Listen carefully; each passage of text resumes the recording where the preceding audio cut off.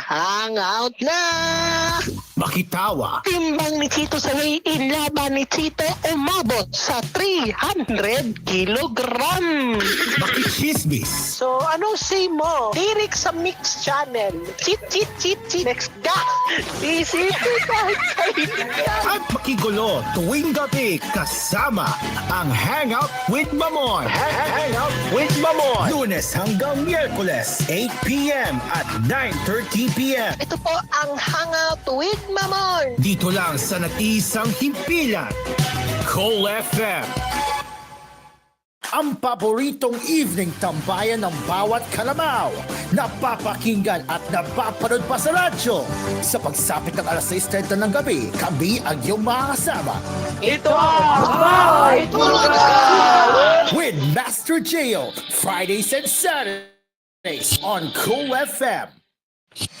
Lahat ng drama, lahat ng tawanan, lahat ng iyong all-time hits. Ang tanging huntahan ng Masang Lamaw. Number 1 sa Mega Manila, nationwide pa. Broadcasting from TGON, TVH Group of Networks. Dito lang sa inyong iisang himpilan.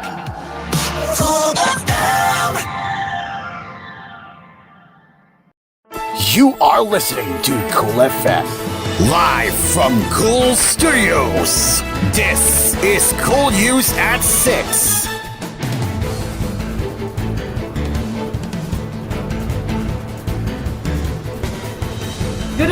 Good evening. This is koolNews at 6. I'm Carl. Let's get into the headlines for this hour. Some cases related to the drug war are now being reopened following retired police Colonel Rowena Garma's testimony linking former President Rodrigo Duterte and other government officials to the killings, Interior Secretary John Vic Remulla said on Monday. Remulla clarified that the Department of the Interior and local government is still waiting for the testimonies and other information from the House of Representatives Squad Committee's upcoming hearings. I think pretty soon there will be corroborative testimonies that will abound to reporters during a press conference. I think with their testimonies, some of the cold cases will be opened, but again, let us wait until the final hearing and final recommendations of the Quadcom are done, and then subsequent actions will be taken. But take it to light, several cold cases are now being reopened, but in advance of what Woshi Garma said, that this is a developing matter, but which we have to wait until the full testimonies are given, he added. Remulla explained that since the testimonies were delivered under oath, the police could use these as an initial point of investigation and default charges. During the Quad panel's hearing last Friday, October 11, Garma alleged that Duterte and other high-ranking officials during his administration section covered operations replicating the Davao City model of extrajudicial killings on a national scale. In her affidavit, Garma disclosed that Duterte allegedly contacted her about the creation of a national task force, and among the key figures in implementing the scheme was Colonel Eduardo Leonardo. Garma said Leonardo purportedly collaborated with Duterte and his aide, now Senator Christopher Bongo, to establish a task force comprising liberators nationwide. She also said Leonardo allegedly conducted briefings for all Philippine Drug Enforcement Agency officials and even chiefs of the Philippine National Police. He also had the final authority on who would be on the watch list. Salvador Panalo, Duterte's former spokesperson and presidential legal counsel, dismissed Garma's testimony as pure imagination or fertile speculation. Panalo also questioned Garma's knowledge of the operations, saying her information only came from hearsay and conveyed or relayed to her by sources. He claimed she might have succumbed to threat or intimidation under pain of incarceration if she didn't make the allegations contained in her affidavit.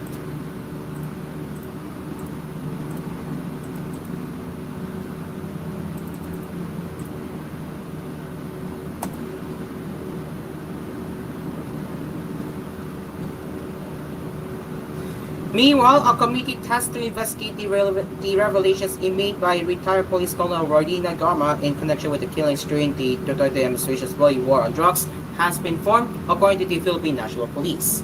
PNP Chief General Romel Marbel, however, said they are still waiting for the report from the House of Representatives Quad Committee as they gather more information related to the killings.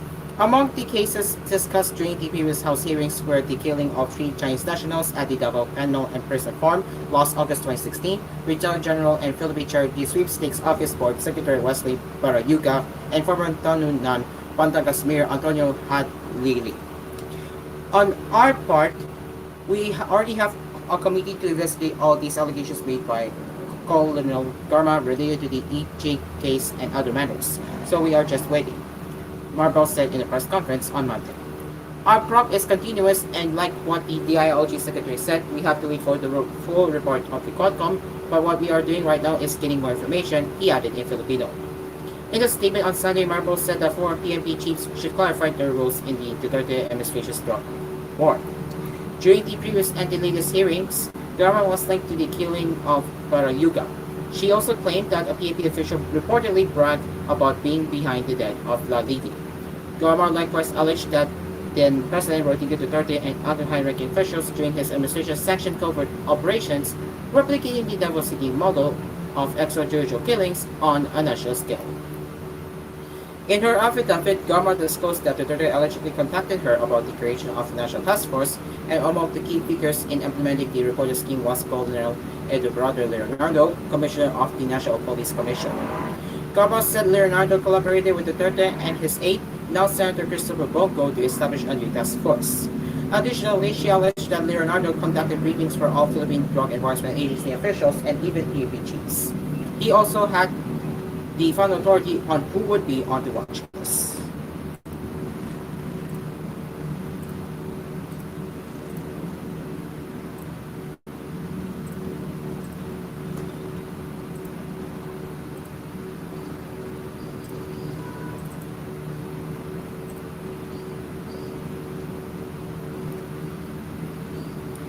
An ethics complaint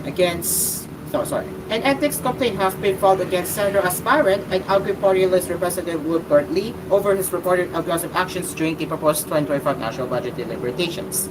The case refers particularly to the confrontation between him and two female legislators. Marikina 2nd District Representative Stella Quimbo and BHW Party List Representative Angelica Natasha co-filed the complaint against Lee on Monday. He submitted documents before the House of Representatives Committee on Ethics and Privileges. According to Quimbo, she and co filed the complaint as they felt threatened when Lee aggressively came up to them while they were defending the Department of Health budget at the plenary on September 25. We jointly filed a complaint before the Committee on Ethics against Representative Wilbert Lee for improper conduct during the budget hearing last September 25, Quimbo revealed. So this is the DOH budget hearing. We were subjects of his acts of aggression, she said. From my perspective, his actions, particularly his moving forward with his hand and eye movement, were an attempt to assault, she narrated. My instinct was to duck behind the podium for my own safety. I felt physically threatened. I also saw Representative Scholes' confusion during the situation, she recalled. During the plenary debates on September 25, Lee grabbed headlines as he took the microphone from Senior Deputy Minority Leader and Northern Samar 1st District Representative Paul Daza. At that time, Daza was moving to terminate the deliberations since no minority leader wanted to ask questions about DOH's budget.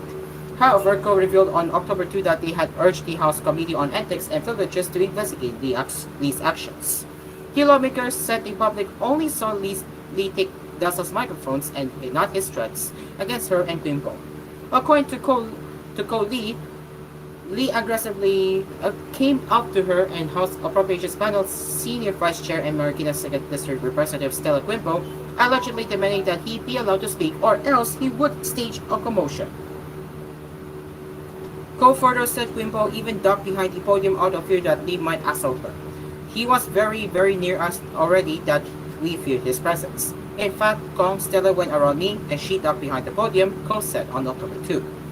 It was not seen on camera, but because what can be seen in the camera was like maybe half of me, just my face. So what was happening on my right side cannot be seen, she went on. He was very near me to the point that even I was not sure if I would run because he was very near us. I do not know if he will assault Constella, and so we were very bothered. I do not know where his anger came from, she added. Quimbo said Lee had not apologized to her personally even 2 weeks after the incident occurred.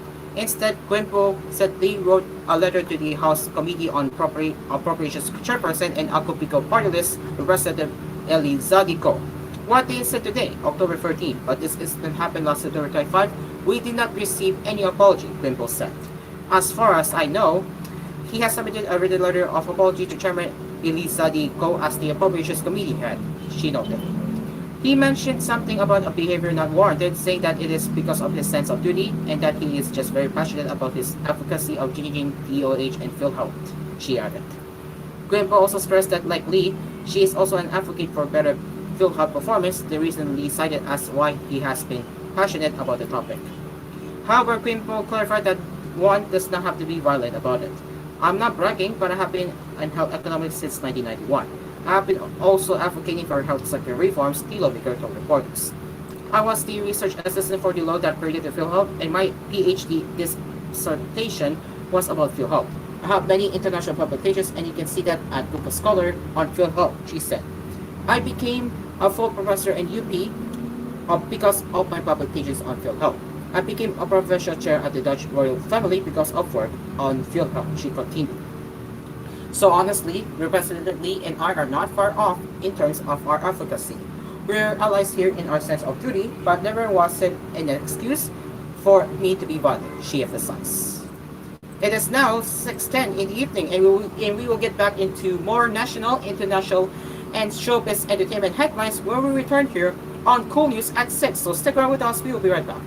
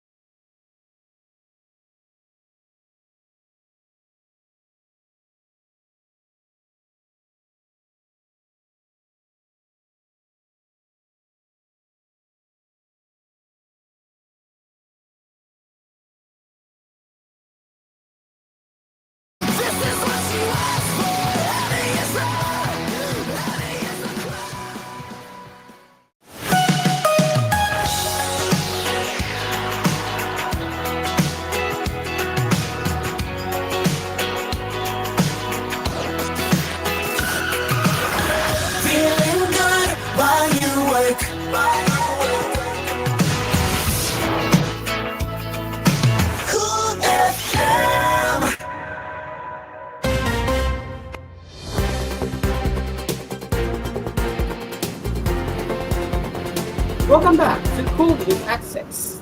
Let's continue with the headlines.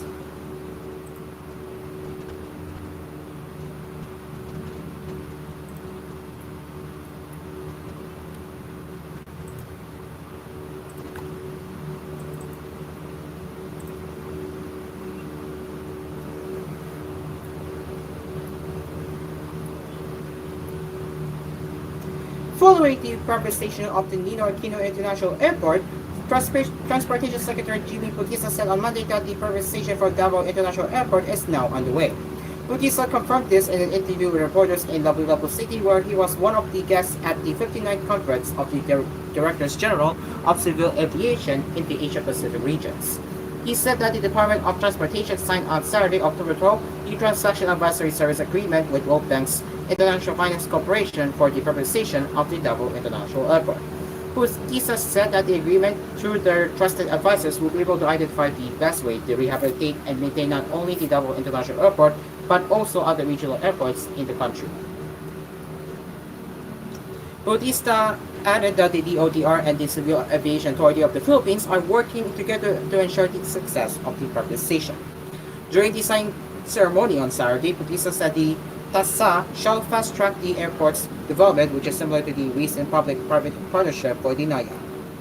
In its press briefer, DOTT said that IFC Regional Manager Thomas Lukbak has expressed his confidence on their ability to transform the Davao International Airport for the end users, not only for the government.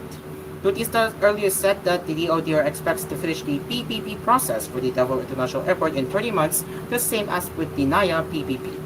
The new NAIA Infrastructure Corporation, the operator of the NAIA that is led by San Miguel Corporation, took over the airport's operations last September 14 after it won in the bidding process for the 117.6 billion pesos project last February 16.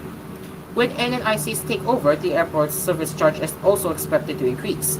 International departing passengers will now have to pay 990 pesos instead of 550 pesos, while the domestic departing passengers will pay 390 pesos from the 200 pesos service charge. According to the Manila International Airport Authority Revised Administrative Order 1 Series of 2024, which was approved last September 4, the passenger fees will be adjusted again in the 6th and 11th year of the 50-year concession period. If the concession period is extended for another 10 years, service charges will again be adjusted on the 16th and 31st year. According to Secretary Bautista, increasing the service fee is crucial to support the infrastructure requirements of the NAIA of the NAIA.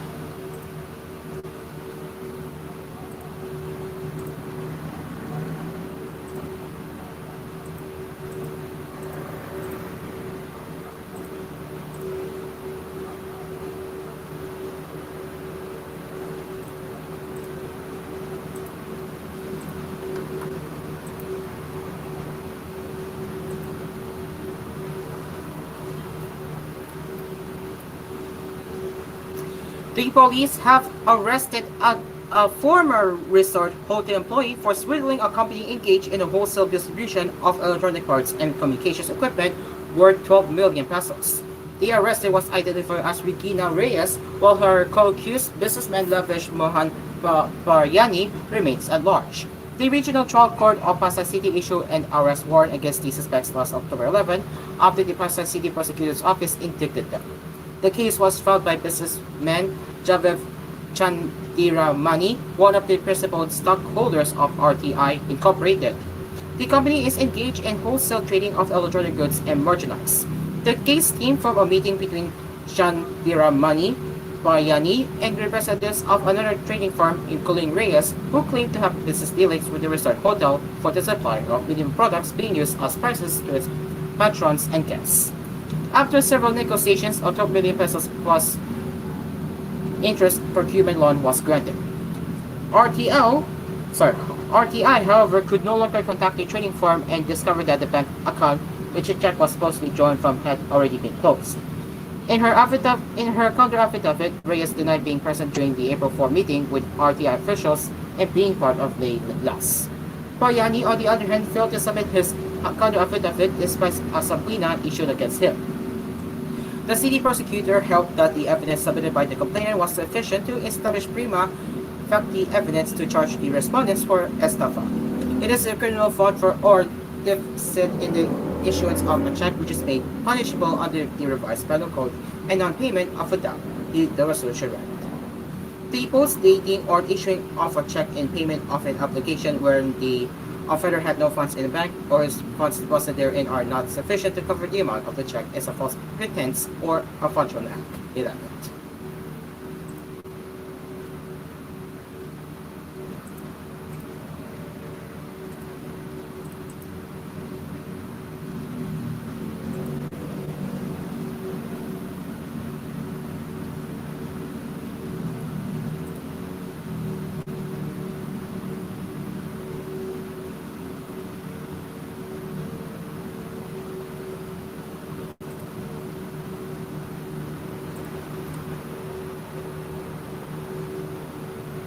Time for international headlines. Taiwan's Coast Guard said Monday it had detained a Chinese plane on one of its outlying islands after a possible intrusion coinciding with China's military drills.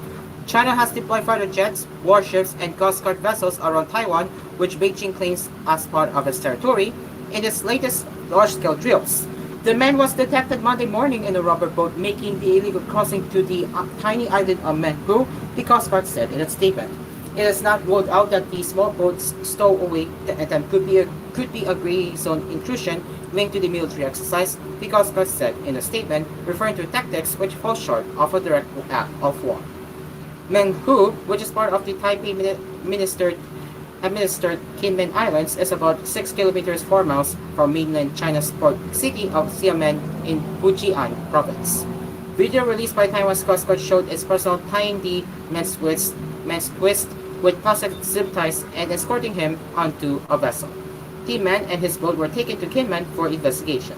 The man said he was in his 40s and from China's southern province of Guangdong and was seeking freedom to the political persecution, a Coast Guard officer told AFP, on the condition of anonymity. The Coast Guard said it had heightened its vigilance and was consistently monitoring security hotspots and carrying out real-time tracking of maritime targets.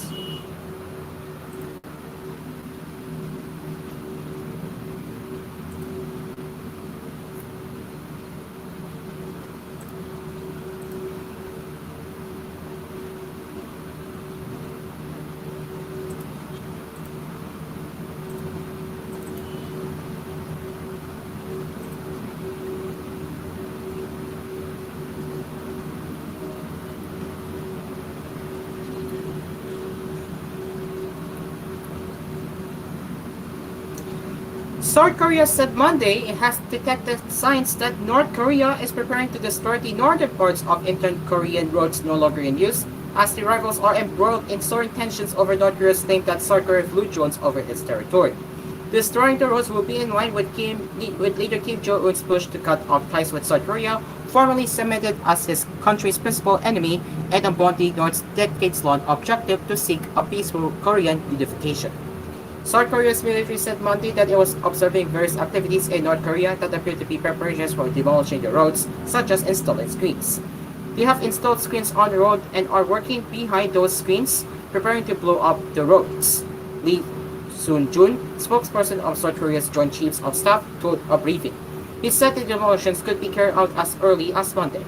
Lee said that the South Korean military believes that the North could also attempt to launch a space rocket, which is viewed by the UN as a advanced test of long-range missile technology. Lee said North Korea may conduct unspecified small provocations to ramp up pressure on Seoul. It's not clear how much parts of the roads North Korea would destroy.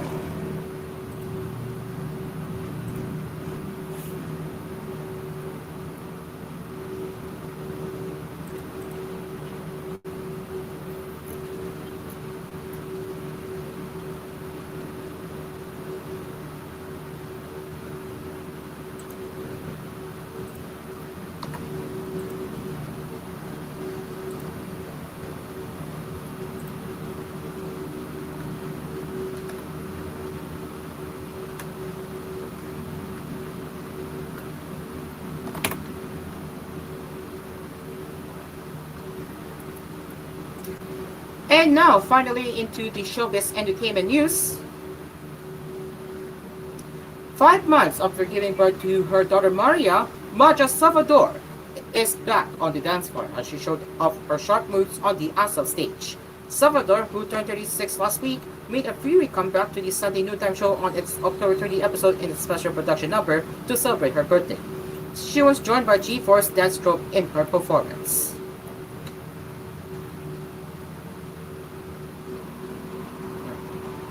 Before her performance, she was branded by ASAP as its dance royalty.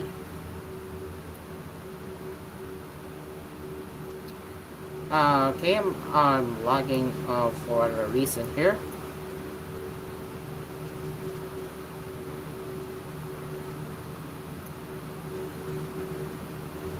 Salvador, dubbed the dance royalty, was teary-eyed after her performance, saying celebrating her 36th birthday in the Sunday noontime show was an unforgettable way to enter the new stage in her life.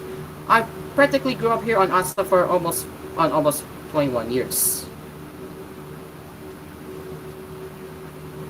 For almost 21 years. The 40-year-old Maja Salvador started dancing and was loved by all on that stage, she said.